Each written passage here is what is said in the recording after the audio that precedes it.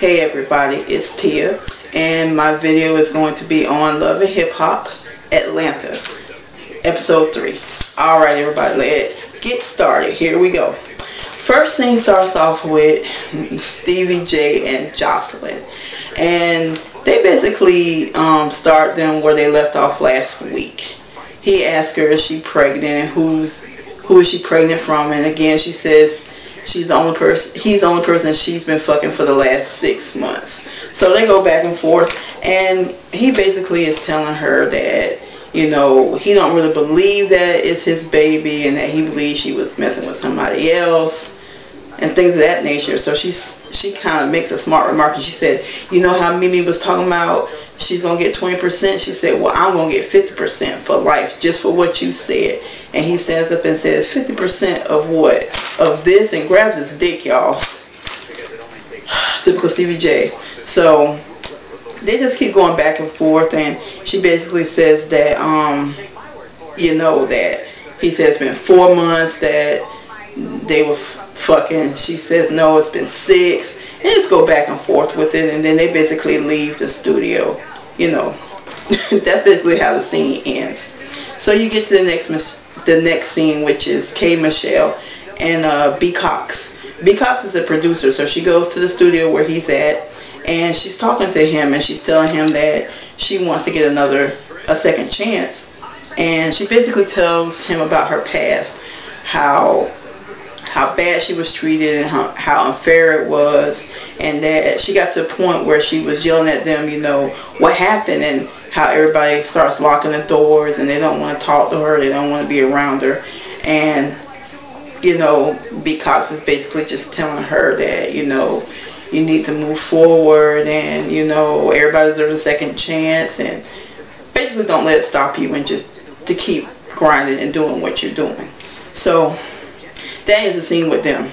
Next thing you get to is Mama D and Lil Scrappy. Alright, Lil Scrappy goes to his mom's house, and they're talking about Erica.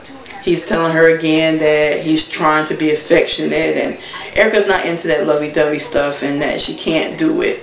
And Mama D tells him that, well, she tells him again, you know, again, she's not used to that. She's not used to having affection in her life, so it's hard for her to do that. So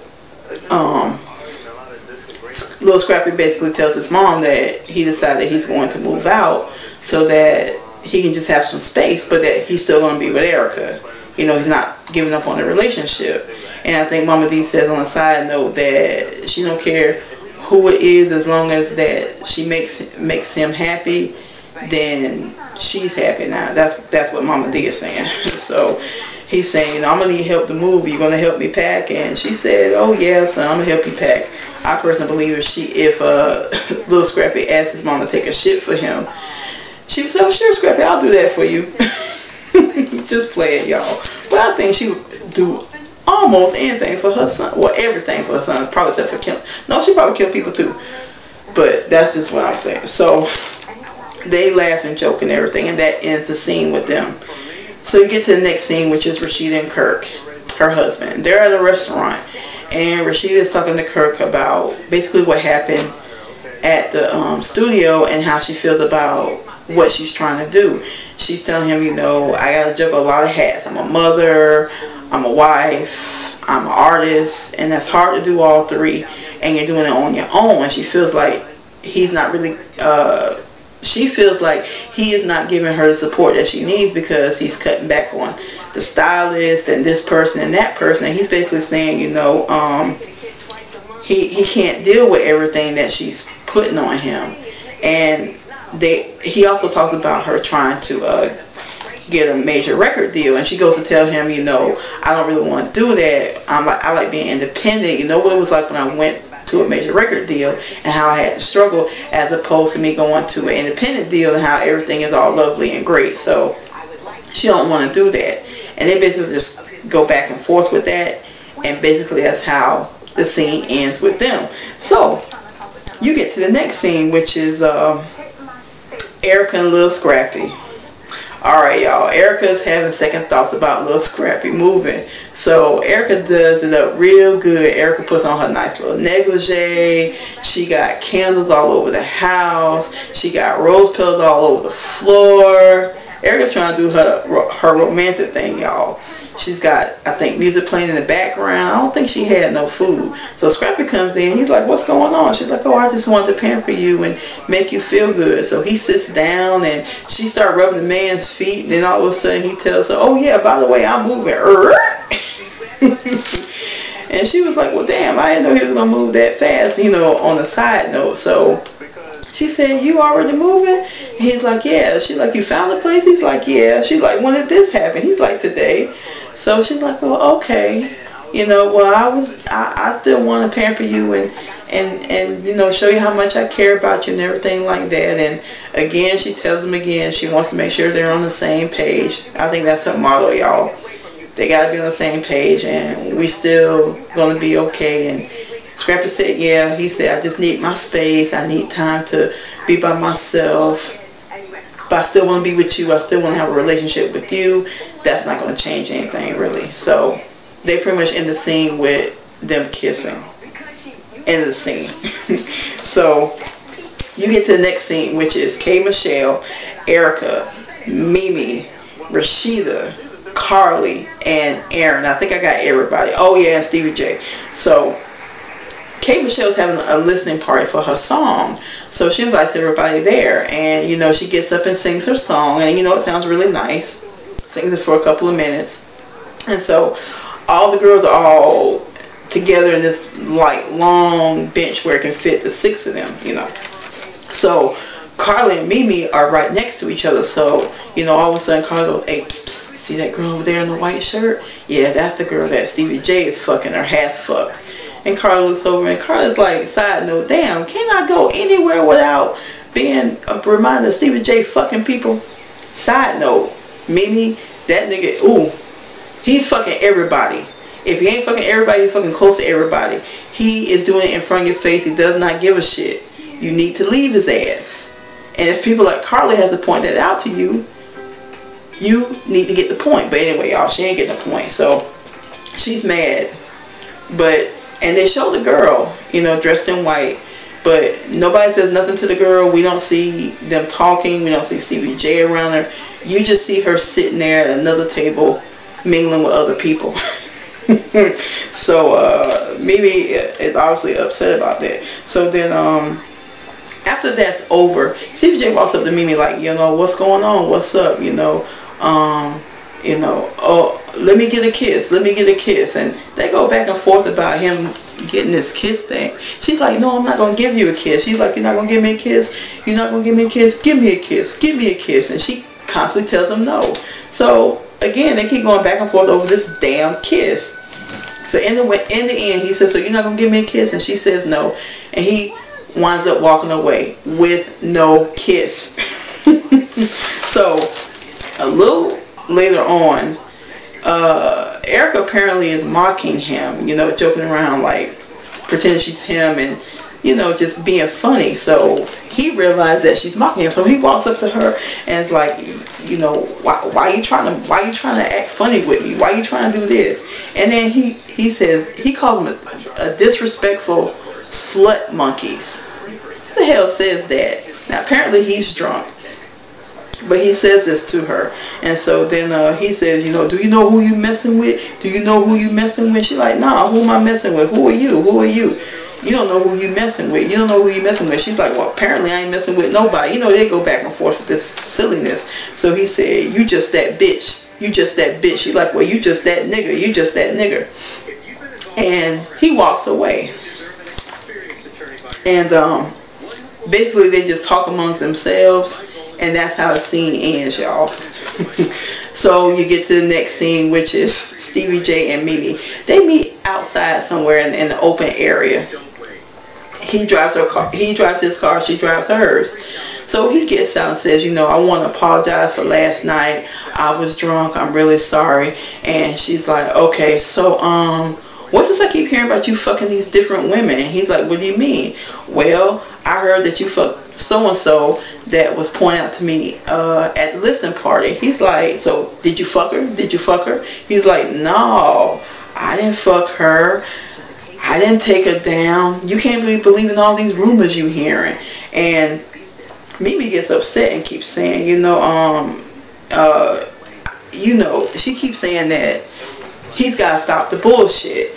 And she can't take much more of that. She's like, I can't take much more of this, Stevie J. You got to stop what you're doing. I'm tired of the bullshit. And he's like, well, can't we get past this? And she's like, you need to stop doing this. You need to stop doing that. And I'm like, side note, Mimi, he's not going to stop doing what he's doing. You shouldn't have to tell a man to stop doing something like cheating on you.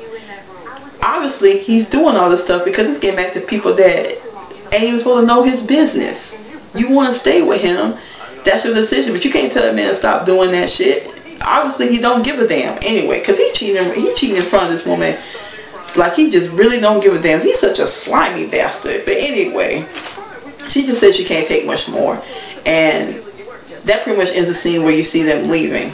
So you get to the next scene, which is Joseline and her neighbor Ruben. Ruben comes over to Joseline's apartment and sits down and talks to her. So he asks her what's wrong, and Joseline goes to tell Ruben that she's pregnant and that she's pregnant by Stevie J.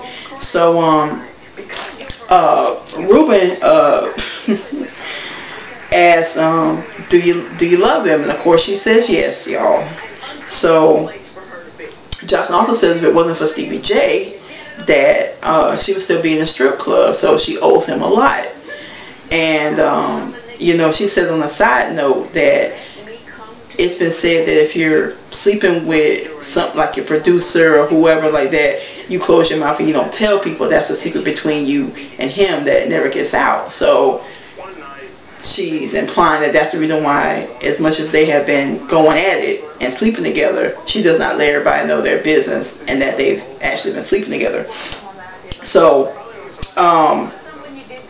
Joseline says, I'm sorry, Ruben says, you know what, you really need to sit down and talk to Mimi and Stevie J. Let them know what's going on, because he said Stevie J is just doing him. She said, you shouldn't be worried about that man. Let Mimi know what's going on. Talk to her. And Ruben asked her, what is she going to do about the baby? And Joseline basically says that she's got to do what she's got to do. And she also said on a side note that her mom was on drugs and she ran away when she was like 12 years old. So she's had a rough life, and the only thing she knew was being in a strip club, but she wants to be more than just being in a strip club. She wants to be more about than just doing that. She wants to start over and have a career and not be about that life. But anyway, in the end, she said that she's going to do what she got to do, and that ends the scene with her and her neighbor Ruben. So you get to the next scene, which is Erica and Little Scrappy.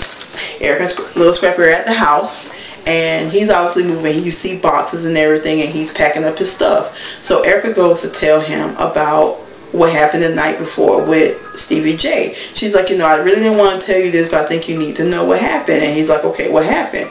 So she goes to tell him that she was mocking Stevie J because he was obviously drunk and making a fool of himself. So she was playing around, pretending she was him. He saw what she was doing and walked over and was being rude to her, and she said, he called me a bitch. And Scrappy was like, he called you a bitch? She's like, yeah, I just out of the blue called me a bitch. And she said, she said, I feel like I deserve an apology. Scrappy's like, yeah. She said that she just can't believe he did that. She said, Scrappy said, did he even know you? And she said, no, but he called me a bitch. And so Little Scrappy said that he was going to rough him up. And, excuse me, y'all, he said on a side note that he was on probation. He didn't want to get into any trouble, but he felt like he needed to handle his business about the way Stevie J stepped to his girl. So Stevie J tells Erica, she's like, yeah, I'm gonna politically hood correct him. And they both laugh, and that ends the scene with the two of them. So you get to the next scene, which is K. Michelle and Aaron. So I think they're at K. Michelle's house. I'm not sure. They're at somebody's apartment. And so the two of them are talking. She said, K. Michelle, you're not going to believe this. Aaron says, what happened? She said, you know, Carly went behind my back and was talking about me to my producer. You know what she told him? She told my producer that he signed the wrong artist, that he should have signed her. And K. Michelle was upset. She said, you don't mess with nobody's money like that. You have no right to talk about me like that. I don't even know this chick. I don't even know why she's coming at me like this. You don't go around telling people that they were supposed to sign the wrong person. What's wrong with her? And she's just trying to start trouble. She needs to stay out of my business. She talked too much. She said that her face was messy. That her ass was messy, her jewelry was messy. She said she already got a deflated ass cheek, and she want to talk about my ass? No. And she's just saying that she keeps pointing out fingers and trying to break people up and start trouble and drama. And she said she's not having it, and that basically she just said that she basically said she was messing with the wrong person. And that ends the scene with them. So you get to the next scene, which is K. Michelle and Jeff Robinson. He's another producer that she went to go and see. And they're sitting together talking, and K. Michelle is telling him that she just wants another chance, and she can't understand why people are so reluctant to work with her. And Jeff said, you know, he said it's out there that you got this reputation. He said, I was talking to another producer, and you know what he said to me? He said, why are you messing with that? She's mad crazy. And she gets upset and says, I'm not crazy. I don't understand why people are saying this about me. They don't understand what the real deal was. I lost and got upset about stuff, but that's not who I am. It's not my fault this happened. She basically just goes on and on, saying that she deserves to be treated like that and for people to feel that way because that's not who she is. And Jeff Robinson basically says, you know, he understands why it happened, and he got to make sure it doesn't happen again. He says nothing's promised, and that you just have to basically take responsibility for what happened and just move forward. And once you move forward, then people will see you for who you really are. So that ends that scene. Okay, so you get to the last scene, which is Joseline, Mimi, and Stevie J. Okay.